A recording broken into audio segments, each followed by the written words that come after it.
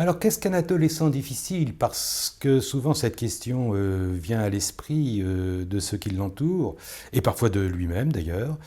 Euh, je crois qu'il ne faut jamais oublier que c'est un adolescent. C'est-à-dire que, bien évidemment, il y a des enjeux à l'adolescence.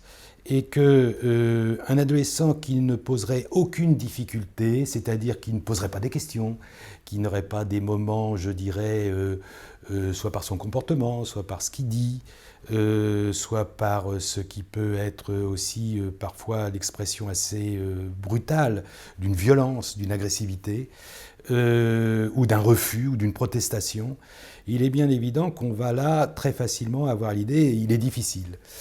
Mais il ne faut jamais oublier que c'est un adolescent. Alors c'est vrai que là, c'est toujours une des grandes difficultés concernant les problèmes de l'adolescence, c'est de savoir à quel moment on a affaire à un adolescent avec ce qui est caractéristique de cette période d'évolution, de transformation de la vie et de cette quête au fond d'une autonomie, de ce qui est vraiment l'installation, si ce n'est l'addiction, à des comportements dont il ne peut plus se dégager. C'est une évaluation qui est, y compris par les professionnels les plus avertis, très difficile. Donc il ne faut pas, je crois, en avoir peur de cette évaluation, mais il ne faut pas non plus se dire qu'il y a des réponses toutes faites.